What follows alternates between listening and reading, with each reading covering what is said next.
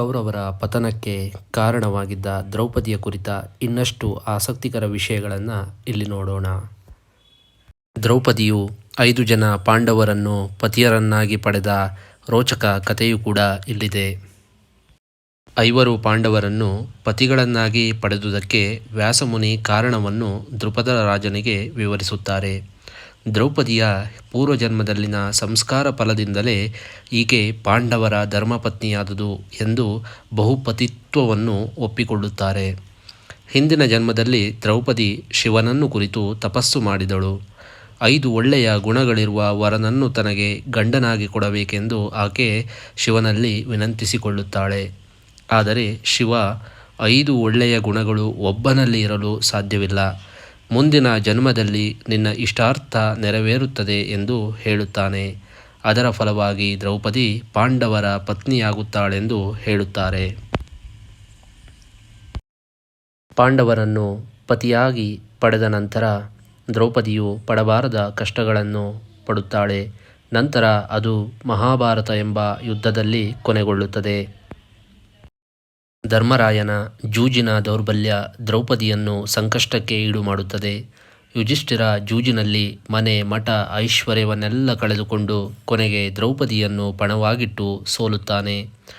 ಧರ್ಮರಾಯ ಜೂಜಿನಲ್ಲಿ ದ್ರೌಪದಿಯನ್ನು ಸೋತಾಗ ದುರ್ಯೋಧನ ರಾಜಸಭೆಗೆ ಬರುವಂತೆ ಆಗ್ರಹಿಸಿ ಅವಳನ್ನು ಕರೆತರಲು ಪ್ರತಿಕಾಮಿ ಎಂಬ ದೂತನನ್ನು ಕಳುಹಿಸುತ್ತಾರೆ. ದ್ರೌಪದಿಯು ಮುಂದೆ ಸಭೆಯ ಉದ್ದೇಶವನ್ನು ಪ್ರಶ್ನಿಸುತ್ತಾಳೆ. ಅವಳು ಕೇಳುವ ಪ್ರಶ್ನೆ ಮಾರ್ಮಿಕವಾದುದು. ಮೊದಲು ಪಾಂಡವರೆಲ್ಲ ಸೋತು ನಂತರ ನನ್ನನ್ನು ಪಣವಾಗಿಟ್ಟರೋ, ಇಲ್ಲವೇ ಮೊದಲೇ ನನ್ನನ್ನು ಪಣವಾಗಿಟ್ಟು ಸೋತರೋ ಎಂಬ ಪ್ರಶ್ನೆಯನ್ನು ಕೇಳುತ್ತಾಳೆ.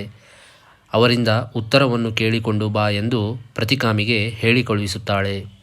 ಅವಳ ಪ್ರಶ್ನೆಗೆ ಉತ್ತರ ಹೇಳುವ ವ್ಯವಧಾನವಾಗಲಿ ಸಹನೆಯಾಗಲಿ ಅಲ್ಲಿರುವ ಯಾರಿಗೂ ಇರದೇ ಹೋದುದರಿಂದ ದುಶ್ಯಾಸನ ದ್ರೌಪದಿಯನ್ನು ಕರೆತರಲು ಬರುತ್ತಾನೆ. ದುಶ್ಯಾಸನ ರಾಜಸಭೆಗೆ ಬರುವಂತೆ ದ್ರೌಪದಿಯನ್ನು ಕೇಳಿದಾಗ ಅವಳು ಹೇಳುತ್ತಾಳೆ, ತಾನು ಋತುಮತಿಯಾಗಿರುವುದರಿಂದ ರಾಜಸಭೆಗೆ ಬರುವುದು ತರವಲ್ಲ ಎಂದು ಮೈದುನನಾದ ದುಶ್ಯಾಸನಿಗೆ ಹೇಳುತ್ತಾಳೆ. ಆಗ ದುಶ್ಯಾಸನನು ಕೌರವರ ಆಸ್ಥಾನದಲ್ಲಿ ಫಲವತಿಯಾಗು ನಡೆ ಎಂದು ಬಲವಂತವಾಗಿ ಅವಳನ್ನು ಎಳೆತರುತ್ತಾನೆ. ಇದರಿಂದ ಆಕ್ರೋಶಗೊಂಡ ದ್ರೌಪದಿ ಗಂಡಂದಿರಿಗೆ ರಾಜಸಭೆಯಲ್ಲಿ ಛೀಮಾರಿ ಹಾಕುತ್ತಾಳೆ. ಆ ರಾಜಸಭೆಯಲ್ಲಿ ದ್ರೌಪದಿ ಗಂಡಂದರಿಗೆ ಹೇಳುತ್ತಾಳೆ, ನೀವು ಗಂಡರೋ ಇಲ್ಲ ಬಂಡರೋ ಎಂದು ಹಂಗಿಸಿ ಪ್ರತಿಭಟಿಸುತ್ತಾಳೆ. ತನ್ನ ವಾಕ್ ಪ್ರಹಾರದಿಂದ ಭೀಷ್ಮ ದ್ರೋಣಾದಿಗಳನ್ನು ತರಾಟೆಗೆ ತೆಗೆದುಕೊಳ್ಳುತ್ತಾಳೆ. ರಾಜಸಭೆಯಲ್ಲಿ ದುಶ್ಯಾಸನ ದ್ರೌಪದಿಯ ಸೀರೆಯನ್ನು ಎಳೆಯತೊಡಗಿದಾಗ ಪಾಂಡವರು ಭೀಷ್ಮ ದ್ರೋಣಾದಿಗಳು ಅಸಹಾಯಕರಾಗಿ ತಲೆ ತಗ್ಗಿಸುತ್ತಾರೆ.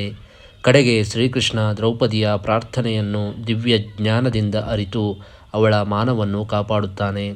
ಈ ಘಟನೆಯ ನಂತರ ಪಾಂಡವರೊಂದಿಗೆ ದ್ರೌಪದಿ ವನವಾಸಕ್ಕೆ ಹೋಗಬೇಕಾಗಿ ಬರುತ್ತದೆ. ದ್ರೌಪದಿಯ ಕುರಿತ ಇನ್ನಷ್ಟು ಆಸಕ್ತಿಕರ ವಿಷಯಗಳನ್ನು ಮುಂದಿನ ಸಂಚಿಕೆಯಲ್ಲಿ ಪ್ರಸ್ತುತಪಡಿಸುತ್ತೇನೆ. ಧನ್ಯವಾದಗಳು.